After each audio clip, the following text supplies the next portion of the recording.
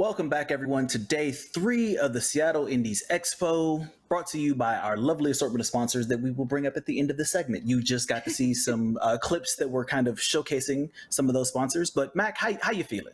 How you feeling about this segment? Really good. I love talking to indie devs and hearing about their games, what they've gone through to create something so amazing. And so just knowing that we have more show left, that this isn't the end, just makes me really excited. How about you? I'm pretty excited. I got to be honest though. There's a little bit of pressure for this next game, but I'm gonna kind of leave that pressure for the chat to figure out what that is. But I would like to bring on our additional guests. We have our lovely co-host Stephazoid back to join us again, and we have Lynn, the developer of Conrong Chao Tien. I hope I didn't jack that up. I've been practicing that for like the last 24 hours. So please tell me I didn't. Please tell me I nailed it. No, y'all have been really great in trying to pronounce my game's name correctly. I really appreciate the effort. It's Gong Ram Jiao Ding, which I totally understand if you don't get it like right away, but appreciate the effort anyway. I when I saw it yesterday and we kind of got to hear how to pronounce it, I immediately kind of started trying to run it through in my head, and I was feeling so good about it. And then I just knew that the moment we came back from that break and I had to say it, I could feel my brain going, abort mission. We're not going to get this right. But I think you did great. No worries at all. What I'd like to ask you a little bit, if you could just tell us a little bit about the game, because I'm concerned now. I'm going to say it again and I'm going to get it correctly, but tell us a little bit more about Conrong Chao Tien.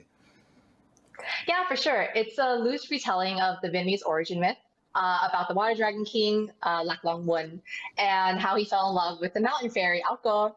And together they birthed the first 100 Vietnamese people. And the story is basically just told from the perspective of the Water Dragon King throughout the story. And it's kind of just a narrative-driven pixel art adventure game that has a lot of themes with intergenerational trauma, the Asian diaspora, gender. So it's a very personal game to me. And I feel very honored that Six was open to having a showcase today. So. Well, before we talk a little bit more about that game, let's go ahead and take a look at the trailer for this lovely game.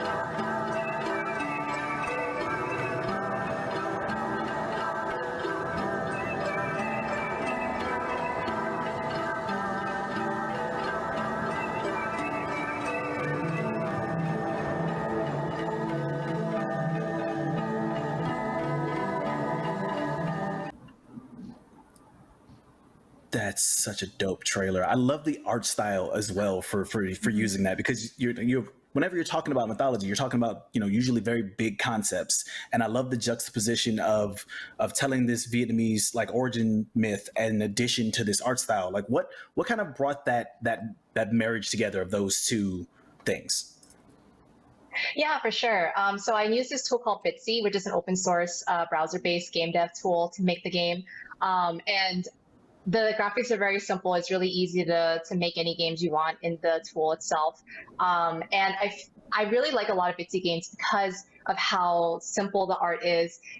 If you have a really personal story you want to tell, it's just so much stronger. It kind of makes me think of how the original Pokemon games or the original Legend of Zelda games are very simple in their art, but they put you into this big world where you use your own imagination to fill in the blanks, and that's why I really love using Bitsy to tell the kind of stories I want to tell. Now you mentioned Bitsy. I would assume that because of that, you're using that tool, that you're the only developer on this game. What was that process like for you, kind of developing this game on your own? Yeah, so I actually started making my own games just earlier this year. But the way I kind of go about like all my creative projects is if I have an idea or I discover a new tool that makes me really excited, it makes me want to just jump in and like give it a shot. So the process of starting my Bitsy games, this is my third one, is at first I just started painting with pixels. And if you take a look at, the Bitsy tool later, that's like the first screen you see. You just kind of go in and start painting with pixels, and then you start dropping little guys onto the screen, and you start building out your room. So like making these games actually really feels like drawing a picture or writing a story. I'm also an artist and also a writer, so Bitsy kind of just like made sense in my brain in that way. Just it kind of fit into my creative process. So yeah, that's kind of my experience making Bitsy. I approach making my Bitsy games similar to how like I've made my zines, or I've written stories, or I'm like sketching an illustration all the way down to like finishing the piece of artwork. Absolutely. You had mentioned the like storytelling element and how this tool is a really, really great tool to get one story out. What story did you want to tell with your game? And can you take us through that a little bit, please? Yeah, for sure. So I'm one of the many people over the pandemic who realized that they were queer and are in trans. So I actually use this game as a platform to kind of exploring those themes of gender, specifically through a Vietnamese origin myth. Because to me, like my identity as Vietnamese American, as a member of the Asian diaspora, my gender, all of it is all kind of like the same thing, the same experience. And also like how many people can say that their origin myth says that all of us are the children of dragon and fairies. There's something that feels so inherently like queer and interesting about that concept. I wanted to imagine myself in the shoes of Lạc Long Quân, the Water Dragon King. When he met Alka, fell in love with her. The whole story tells that they fell in love, had 100 kids, and they lived really happily ever after together. But the tragedy of the story is Alka came from the mountains and Lạc Long Quân came from the sea. And even though they loved each other, ultimately they decided that they wanted to return back to their homeland. So they each took 50 children and split up to go north to North Vietnam and into South Vietnam. And then that explains the different cultures in Vietnam, people who grew up in the mountains or people who grew up in the seas. And so I just found it so interesting that the themes of Asian diaspora has been a part of the Vietnamese culture since our very beginning, like our first myth, all the way now to, Vietnamese Americans and Vietnamese people in the diaspora all around the world. And yet we're all still tied together with this story. So those are kind of the themes I wanted to explore. And then also connecting this original story of diaspora and intergenerational trauma and, this idea of having to make difficult decisions for yourself, and how that ultimately still connects to us to this day. People who are a member of the diaspora still trying to find their identity, trying to learn where they belong, and just seeking out community and stuff. It's just even if this is a story that's from thousands of years ago, I felt like it was a story that still resonates with me today because the themes are just so universal. Sure. So deep. Wow. I love it. It really is. No, I absolutely love just this way to tell not only a story, but your story in its own way. And it's a beautiful way to do that. The pixel art just makes it so, it really makes you pay attention to the storyline. And that's the kind of thing that I love about such simplistic artworks with that. But coming from a community that is a lot of people don't realize that the Asian community, especially the Asian American community, trying to find your identity in that alone is always a difficult process. And then mixing in gender identity and everything else is just, it's such a cluster in your mind that having something like this is absolutely amazing, not only for other Vietnamese Americans, but also for any other culturally, for lack of a better term, culturally confused individual that is here, especially in the States, facing those same troubles. And I mean, personally, that hits home for me too, and that's fantastic. Yeah, it's interesting, right? Like these stories, even if this is a very specific story to the Vietnamese culture, or like people who have grown up with this myth, can feel connected to it in that way. But I've also had other people who obviously aren't Vietnamese playing the game. Like I submitted this to Six, not really sure if this would resonate or not, and reading all the jurors' comments was very heartwarming. On the one hand, it's like playing through a game and learning more about the culture, but then also people having the themes of it resonate with people, even if they don't come from that community. It's been like really cool to see that too. Like even very culturally specific uh, ideas and themes can resonate with people because I think we all kind of feel that same way too. Like we've all felt lost at one point, or we're trying to seek out people like us or people to understand us. And games as a medium has always been like I feel like a safe space to kind of explore that. Absolutely. You mentioned all the comments that you had gotten back from the jurors on the Six team. It's my understanding that they also give a lot of feedback as well. Did you get any feedback in the comments for your game? Yeah, just some stuff like, oh, some of the text is kind of awkward, and there's ways I can go in and like fix the code to do that. Sure. It's like the technical aspects of game dev aren't really my strongest point. And also, I make this game in a week for a game jam for Bitsy. Wow. So yeah, Oh my gosh. there's feedback like that where I was like, okay, yeah, I gotta go back and thank you. I gotta go back and like fix that up eventually. But for the most part, everyone just kind of shared that the the strength of the game is in how simple it is. And I really Sure. appreciate that because I don't really plan on making it more complex or anything. You've mentioned Something I wanted to Bitsy ask. quite a few. Oh, no, please go ahead. Sorry. Okay. You've mentioned Bitsy quite a few times. We did have a question about Bitsy. Would you recommend it for someone's first game? Oh yeah, totally. I mean, Bitsy was my first tool to use making games. I mean, I've worked like in university, like I was a part of like small game jams, but I never was in Unity making games or anything. I've always been on the peripherals of like making games, but like Bitsy was the first tool that made me feel empowered to make my own games. And actually, now would be a really good time to get into Bitsy because today is the 5-year anniversary of Bitsy, and there's actually a 5-year anniversary game jam that just started today as well. Cool. So, Yeah. shout out to everyone out there. If you're interested in checking out Bitsy, now is a great time to do it. Usually game jams are a week long, but this game jam is going to be a month. And the theme is all past Bitsy game jam themes. So there's so many really cool themes to choose from. And I highly recommend anyone who wants to just jump in and make a quick little game.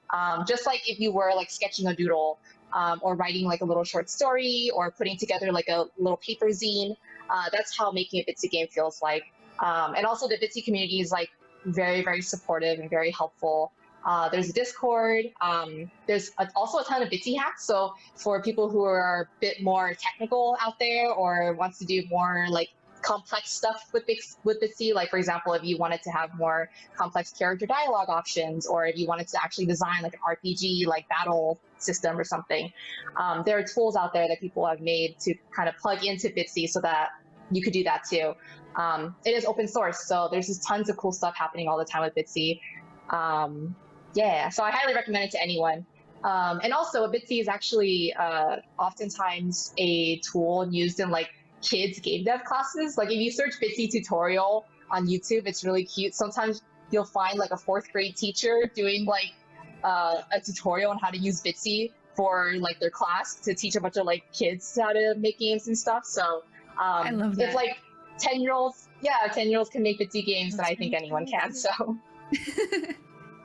So you talked a lot about how easy it is to get started with Bitsy and to just jump right in and make a game.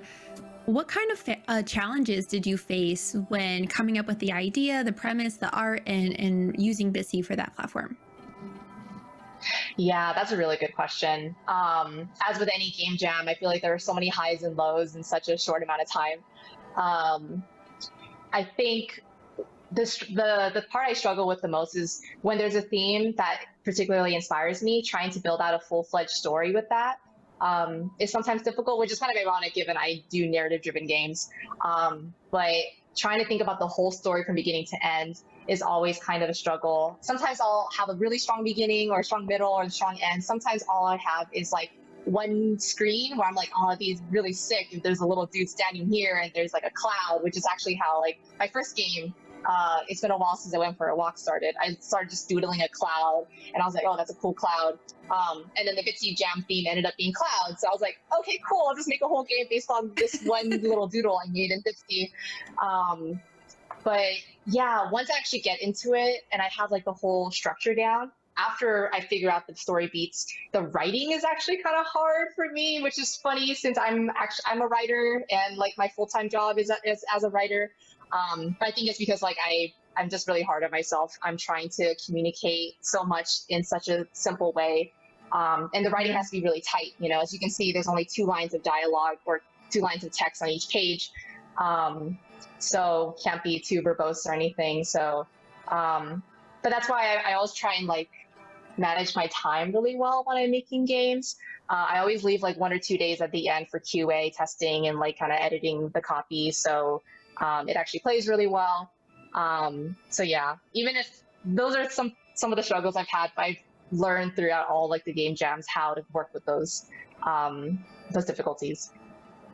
So a couple of people have mentioned game jams during the course of our show, and I'm really interested about like how does that process work? Like you mentioned that you kind of leave a couple of days at the end for QA and dev, but like can you show us kind of the mindset you have to go into with this? Like do you go in with a big concept and then you refine it down, or do you go in with a very abstract concept and expand it outwards?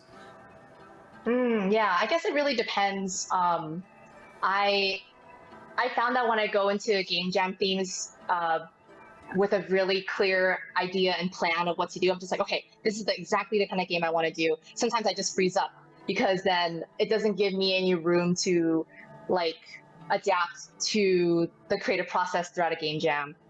Because I think a game jam is all about exploring what kind of game, what your game could be. At least that's how it works for me. I feel like some people maybe go in with like a very strong design concept and then they just build around that. For me, it's very much like as you're playing through the game, that's also the experience of me making the game. I kind of make the game room by room, sprite by sprite, and then the story kind of unveils itself to me as well.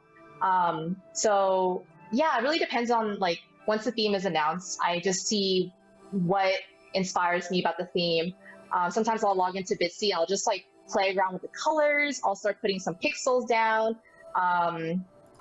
Sometimes I'll draw like a tile or I'll draw like the main character. Sometimes like once I have an idea of what the protagonist looks like, it kind of unlocks a lot for me. So it's just a lot of like creative exploration in the beginning, playing around. Sometimes I also have like a notebook where it's like my game dev notebook and I just start doodling some stuff until something sticks. And it's about like maybe 2 days in is when I start actually like building out the game. Oh, also throughout the game jam too. Basic game jams are a little bit different in that like they last a week and there's no winner or anything. It's more just like this fun, creative experience that everyone in the Discord and elsewhere can like join in. So throughout the week, I'll also like log into the itch page and like check out other people's games and see like, oh wow, this is so cool how this person interpreted the theme or how this person interpreted the theme. Not that like it influences how I make my game, but it's this experience of seeing how other people use their creativity, and if that kind of like jogs any kind of creative like juices in my mind too. And yeah, so I guess it's just this active process of just exploring the theme throughout the entire week. It kind of goes by in a blur, and at the end, I kind of wake up from my days, and I'm like, oh, cool, I made a game. So in regards to Bitsy, because we've mentioned that a couple of times, are Bitsy games kind of primarily grid-based in movement, or is that something that you can kind of play around with depending on the game? Yeah, I think my game is a very it's a good example of the limitations of Bitsy. So it is very grid-based in how you move. There are other like Bitsy hacks or like different versions of Bitsy that you can use. There's a Bitsy 3D where the sprites and the tiles are all pixel art like this, like the 16 by 16 or 8 by 8, but it's in a 3D environment. So I just imagine a little pixel guy like walking through a 3D environment. And there's other ways people use Bitsy. Like, for example, the protagonist doesn't have to be a little character. The protagonist could be like a cursor. And then the game screen is like a computer screen. So there are some games where you're like a little cursor on a computer screen and you're opening folders or you're opening files or it's like a point and click game. So there's a lot of ways that you can kind of use these limitations to like break the genre a little bit too and do really cool things. That's awesome. It almost makes me feel like I can just jump in and do it myself, knowing absolutely nothing about it. You're like empowering me to be like, I can do this. Yeah, let's try it. And I love it. Yeah, totally. Just jump in and like, if you have any idea for a little world you want to make, like it can be something as high concept as like a fantasy game. You're like, oh, I want to build out this entire fantasy world. Or you can just be like, there's one Bitsy game that I never finished, and I was just like, I want to make a little frog.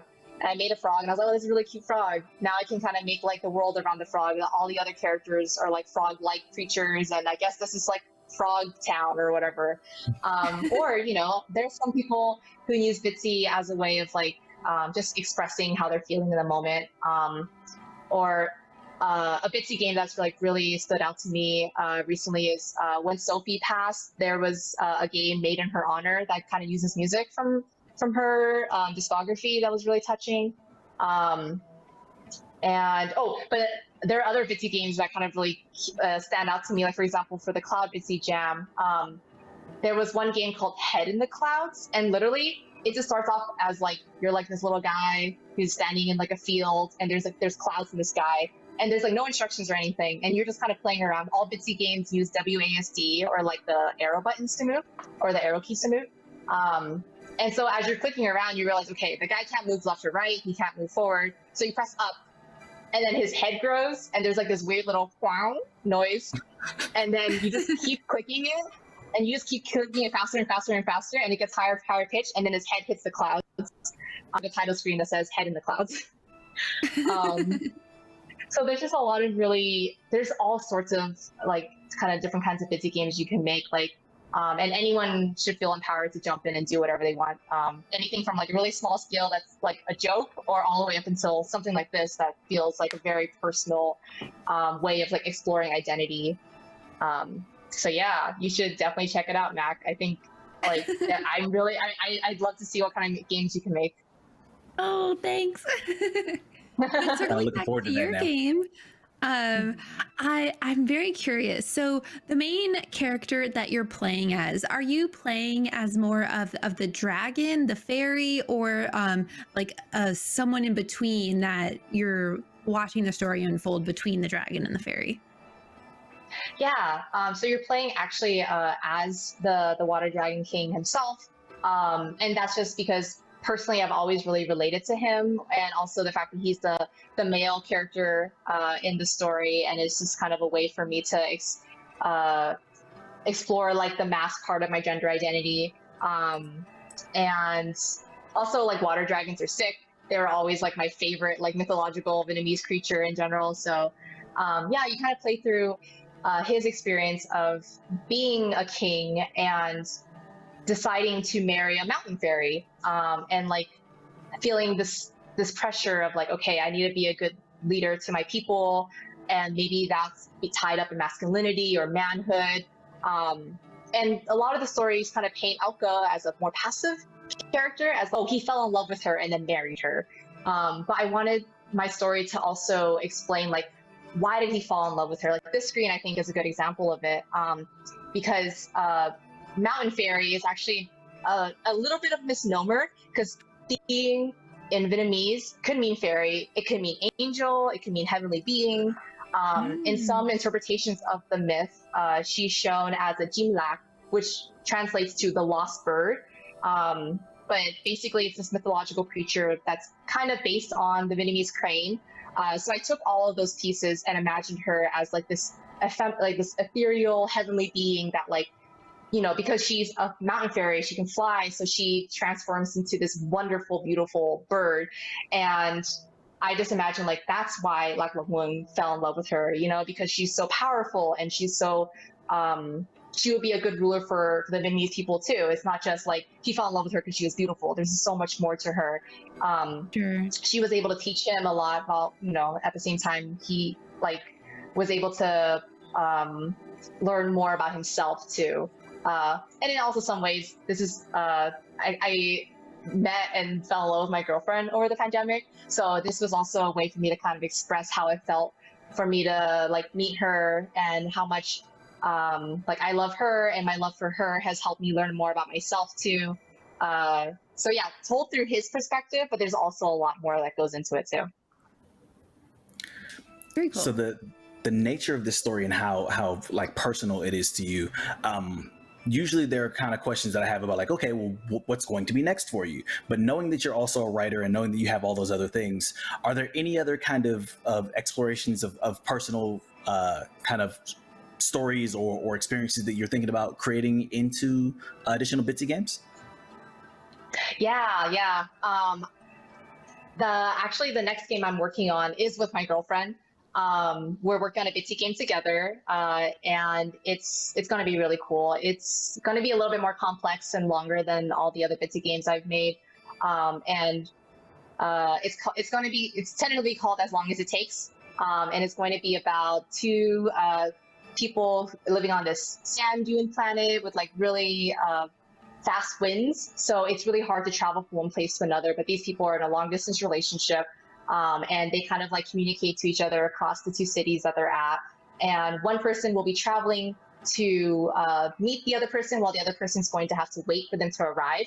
At the beginning of the story, you're going to get to choose if you want to wait or if you want to travel. And depending on that choice, you get to see how their stories play out. Like, what is it like as you're waiting for the love of your life to come see you for the first time in a long time? And how does that feel to prepare for travels, leave your life behind because you want to take this next step with this person that you care about so much, and you're going on this perilous journey to see them. Again, more of those like really deep emotional stories told through a really simple like pixel art, narrative-driven way. But yeah, that's something we're working on currently, and I'm really excited to finish it up and show everyone. I think we're pretty excited to see it now too, after seeing this especially. Yes. Yay.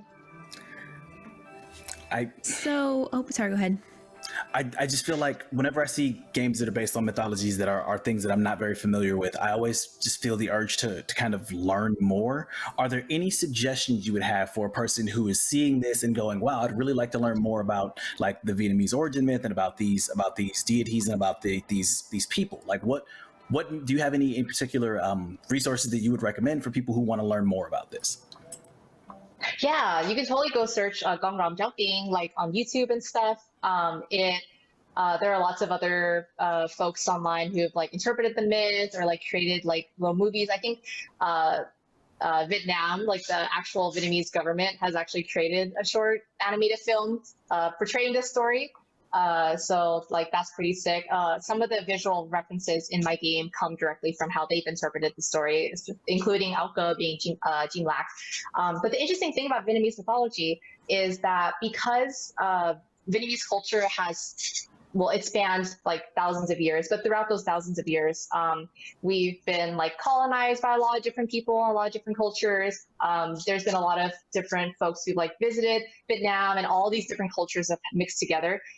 In addition to, there's a lot of different folk religions and folk tales that are different than maybe like more nationalistic stories. And also, every single like big national story, like Gong Ram Chao Ting, are based on real people too. Like Lac Long Mun was actually like an emperor of Vietnam. So this is kind of like the mythology about him. He's the first emperor of Vietnam. So I would just keep all that in mind too, that it's kind of King Arthur-esque in that way, where all these mythological people were real people, but there's a lot of really fantastical elements thrown in. And it's just really cool to kind of see how all that interacts.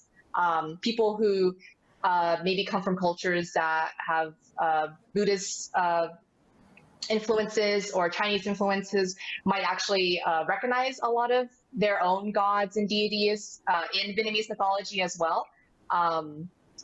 Like I grew up with Journey to the West too, and I saw a tweet recently that had a screenshot from Journey to the West, and it had a bunch of gods from the pantheon, and there's gods from like India and Vietnam, and they're all just kind of standing next to each other, and that's kind of what the Vietnamese Buddhist pantheon sort of looks like. It's just kind of a mishmash of a bunch of things, and like it kind of feels like anything goes to a certain extent, which is what I really love about it, because it's not just this one thing that's set in stone. Mythology kind of changes with the times. It changes depending on the culture and the people who are creating it, or the people who are interacting with it. And yeah, I highly I recommend people who want to research more about it go into it with an open mind and understanding that it takes influences from a lot of different cultures too. Well, thank you so much, Lynn. Where can people find more about your game? And where can they get it? Where can they find you? Give us all the rundown on that. Yeah, so you can find me on Twitter at Linchtropy, LINHTROPY. And all my games are for free. You can play in the browser at my on my itch page, linchtropy.itch.io. Awesome. Thank you so much. I love learning about your game. Thank you.